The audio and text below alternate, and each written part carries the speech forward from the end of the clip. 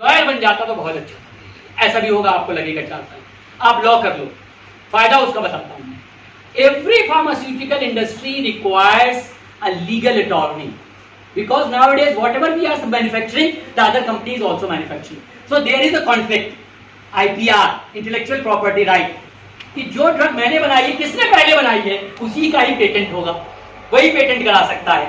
जिसने पहले पेटेंट करा लिया, बाद वाले की वैल्यू खत्म हो गई। अब ये आर्ग्यूमेंट्स होते हैं कि हमने पहले बनाया, फिर उन्हें प्रूफ देने पड़ते हैं। तो अगर आप लॉ कर लो तो आप पेटेंट अटॉर्नी बन सकते हो। मत करो लॉ, क्योंकि 3 साल का कोर्स है। आप पेटेंट अटॉर्नी का एक सेपरेट कोर्स होता है, ऑनलाइन भी होता है, B.Pharm के बाद आप वो कर लो, आप पेटेंट अटॉर्नी बन लो। If you know the legal aspects you can earn as a freelancer as well. बहुत अच्छा प्रोफेशन है, बहुत कम लोग जाते हैं, जिसमें कम जाते हैं वहाँ वैल्यू ज़्यादा है। क्योंकि आपको फार्मेसी की, आपको ड्रग की सारी पता होगी, तो आप उसके हिसाब से पेटेंट फाइल कर सकते हो। हम भी कर सकते हैं, लेकिन टाइम नहीं है। और बहुत अच्छा काम है, याओ सोर्स होके हम कहीं काम कर रहे हैं, साथ में पेटेंट अटॉर्नी कर सकते हैं। कोई भी भेजे, हम उसका पेटेंट लिख के उसको, और आज के वक्त की ज़रूरत पेटेंट। आपकी जो चीज़ है, आपके घरों में रोटी ऐसे बनाई जाती है, वो भी एक पेटेंटेबल। हम नहीं सोचते हैं इस बारे में।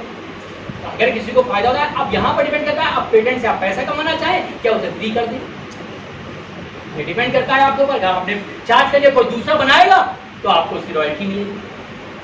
तो ये डिपेंड करता है, हम पेटेंट अटॉर्नी बन सकते हैं, दूसरों के लिए काम कर सकते हैं, अपने लिए भी कर सकते हैं। इसके अलावा जो मैंने आपको बताया, R&D में जा ही सकते हैं, इंडिया से बाहर जा सकते हैं, आप पढ़ाने के लिए जा सकते हैं इंडिया से बाहर। B.Pharm M.Pharm कर लिया, आप चले जाए तमाम इंस्टीट्यूशन से जहाँ पर उन्हें चाहिए होता है टीचर, जो इंडिया के आमतौर पर माने जाते हैं। These are good teachers, they have more knowledge than these people, so they generally call them.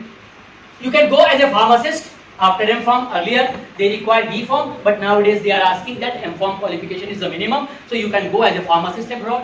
Here you will get, for example, 20,000. There you may get 1 lakh. But for that, for the Gulf nation I am talking about. So there you have to write an examination. Dubai में जा सकते हो, उनका एक equivalency exam होता है, वो एक इक्विवेलेंसी एग्जाम लेंगे, आप क्वालिफाई हो जाएंगे, आप रजिस्टर्ड फार्मासिस्ट हो जाएंगे। आप यूके और यूएसए ऑस्ट्रेलिया जा सकते हैं। यू सिंपली राइट एक उनका फार्मेसी FPGEE एग्जाम होता है, foreign pharmacy graduate equivalency examination. They will take your examination, if you qualify you can earn $50 per our, $50 1 घंटे की। 8 घंटे अलाउड है काम करना, यानी कितने डॉलर हो गए एक दिन में? $400। $1 की कीमत 82 रुपए है आज की डेट। आप मल्टीप्लाई कर लो, 400 × 82 कितने हो गए? ये आपकी 32,000 रुपए हुए मोटे मोटे एक दिन के। वहां की करेंसी का खर्चा भी हुआ है, लेकिन इतना नहीं जितना हमारे यहाँ। तो you can go as a pharmacist in the various countries, वहां का एग्जाम क्वालिफाई करें। और कर कौन पाएगा? When you have studied your subject seriously, then so you will earn enormously. Not only this, after B.Pharm you can go for the higher studies. Qualify. Earlier there was an examination called as GRE, Graduate Record Examination. Now the GRE has been abolished. You have to simply appear in one examination, that is IELTS, IELTS, International English Language Test. ठीक है, वो आपने qualify कर लिया, उसमें आपके अगर 10 की स्केल में आपके 8 आ गए, आपको वहां पर एडमिशन मिल जाएगा। अब डिपेंड करता है कि what type of institution you are opting. They may give the full free ship, they may give half free ship. Go for the MS program, MS in pharmacy after B.Pharm. And when you are pursuing your course, you can carry out or you can take any part-time job. So most of the students who normally go after B.Pharm, they start earning in the first year itself, so they can compensate their expenditure. पढ़ाई का और रहने का खर्चा वो खुद निकाल लेते हैं। पहले 6 महीने पेरेंट्स से लेते हैं, बाद में वो खुद कमाना शुरू करते हैं। तो स्कोप तो इतने हैं, कोई डॉक्टर जाके कर सकता है प्रैक्टिस? नहीं कर सकता। पैथोलॉजी वाला जाके कर सकता है? नहीं कर सकता। कोई नाम बता दिए कोई ऐसे कर सकता हो जो आप कर सकते हैं। हम अपनी चीज को सही तरह से प्रेजेंट ही नहीं कर पाते फार्मेसी वालों को। जितनी एनॉर्मस स्कोप है, हम इंटरडिसिप्लिनरी हैं। हमें माइक्रोबायोलॉजी पढ़ाई जाती है, हमें बॉटनी पढ़ाई जाती है, हमें मैथ्स पढ़ाई जाती है, हमें केमिस्ट्री पढ़ाई जाती है। क्या सब्जेक्ट जो हमें पढ़ाई जाती है? बायोटेक्नोलॉजी पढ़ाई। अब हम उसमें से जो भी चाहें, हम पीजी करना चाहते हैं, नहीं करना चाहते आप फार्मेसी में, आप बायोटेक्नोलॉजी में पीजी कर लीजिए, आप माइक्रोबायोलॉजी में पीएचडी पीजी कर लीजिए। You can do that. because you have studied it in one as one subject. Pharmacy is interdisciplinary. Major 4 हैं, that's true. क्या? Chemistry, pharmacognosy, that is herbal. Chemistry is the natural, synthetic one. Cognosy is the herbal active product. Pharmacology to check the mechanism of action, toxicity of a drug, and the pharmaceutics in which we have to prepare a particular type of formulation which is stable. Right? तो ये सारी चीजें हम कर सकते हैं. बाहर जाने के स्कोप इतने ज्यादा इनॉर्मस हैं कि हमारी सोच ही नहीं है कि हम जब जाके बी फार्म के फाइनल ईयर से सोचना शुरू कर दो, आइल्स दो और चले जाओ. शुरुआत का बस पहले साल का एक्सपेंडिचर आपको थोड़ा सा क्लियर करना पड़ेगा. Once you reach there you can earn your own money. आप अपने खर्चे पूरे कर सकते हैं. इंडिया में रहना चाहते हो, पीजी करो, चाहे वो फार्मेसी में करो, चाहे मैनेजमेंट में करो, कोई ट्री भी लेना बेटा. सी प्रोडक्ट एंड मैन्युफैक्चरिंग एक स्कोप जो हम लोग बिल्कुल नहीं देते हैं, प्रोडक्शन. बी फार्म के बाद हम प्रोडक्शन में जा सकते हैं. That is one of the most important thing. Initially, it is very cumbersome. It's very difficult to handle because there are always 3 shifts in the production company where you have to carry out the manufacturing of the different type of medicine, whether it is injectable, capsules, tablets, suspensions, emulsions, whatever, depending on the type of the company. So there is always 24 hours working. So you have to work for 8 hours. 8 घंटे की shift होती है. 1 week morning वाली, next week आज दोपहर वाली, अगले हफ्ता रात वाली. गर्ल्स को रात वाली अलाउड नहीं, वो रूल है, नॉर्म्स बने हुए हैं. तो boy, but the initial salary will not be more than 15,000. That is a drawback. But you can consider it as an incentive for the next 2 years. 2 साल तक आपकी सैलरी मोर और लेस यही रहेगी.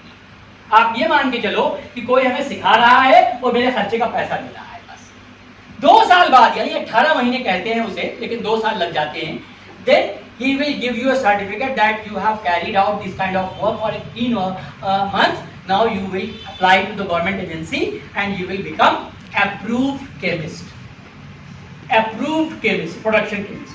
जैसे ही आप approved chemist हो गए, आपकी सैलरी मिनिमम 40 से 45,000 minimum, depending on the where you are working. इतनी सैलरी से मिनिमम शुरुआत.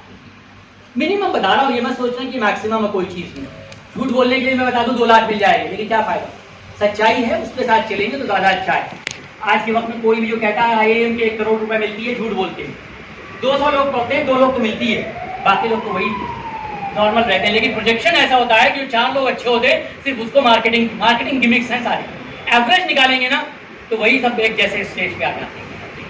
तो इसलिए आप लोग ये तैयार रहिए कि 40 से 45 तक शुरू में 15,000 रुपए. You can go for the production chemist and you will learn many thing and you can start your industry. If you have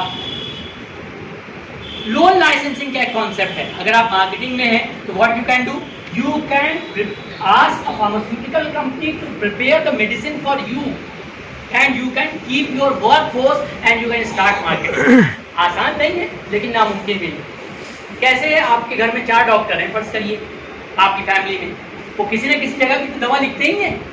आपके 3-4 फ्रेंड ने मिलकर एक फार्मास्यूटिकल वो बनाया ग्रुप, और उसके बाद उन्होंने क्या किया, उन्होंने लोन लाइसेंसिंग से किसी से भी जो फार्मास्यूटिकल कंपनी स्टैब्लिश है उनसे आपने मैन्युफैक्चरिंग करानी शुरू कर दी. अब आपकी फैमिली के 4 डॉक्टर हैं, वही जगह देखना शुरू कर देंगे. पर एक काम करिएगा, उसमें स्पूरियस और सब स्टैंडर्ड मत बनवाइएगा.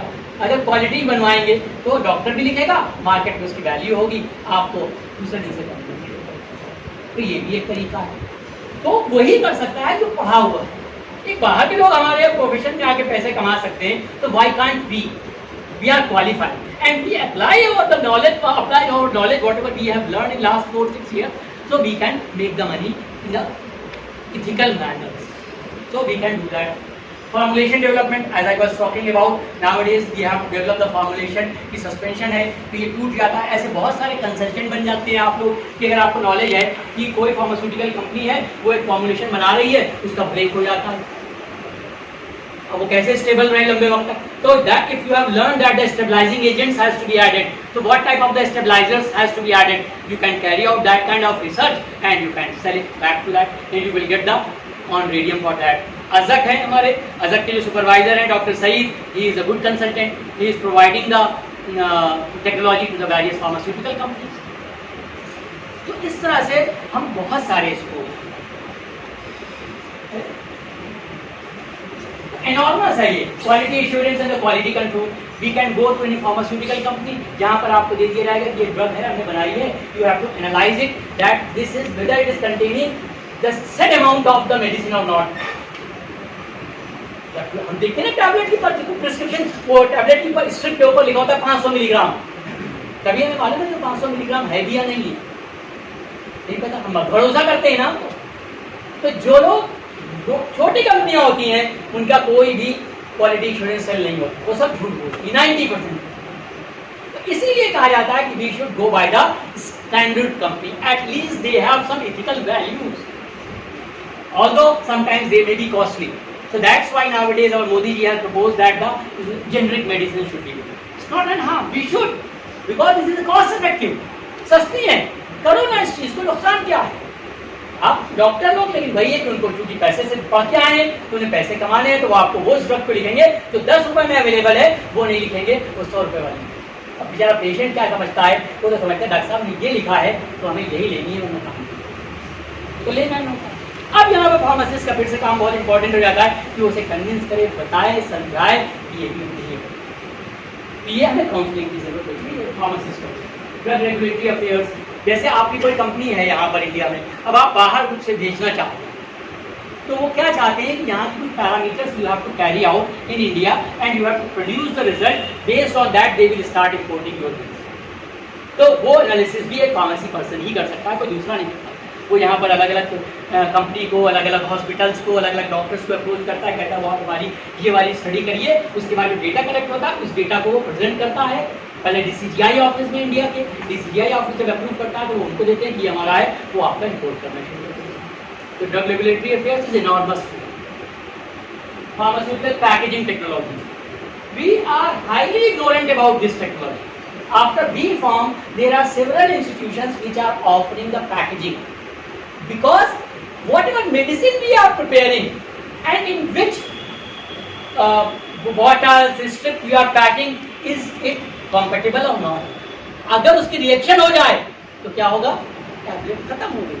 तो इसलिए ये भी एक इम्पॉर्टेंट एस्पेक्ट है कि कैसे ना खूबसूरत दिखने वाली बोतल बनानी है, कौन सी स्ट्रिप बनानी है, एल्यूमिनियम की होगी, प्लास्टिक की होगी, जिससे कि ड्रग का एक्शन रिएक्शन ना हो जाए. क्योंकि ड्रग्स क्या है, तो आर ओनली केमिकल्स. एल्यूमिनियम, वो भी एल्यूमिनियम है, एल्यूमिनियम के साथ रिएक्शन तो नहीं हो रहा, अगर हो गया खत्म हो गया. तो this is also part of the packaging industry and very handsome amount is being paid. We have to design the packaging and this is appropriate. Catch, क्योंकि आज के वक्त जो दिखता है वो दिखता है, हर चीज़ में यही कॉन्सेप्ट है.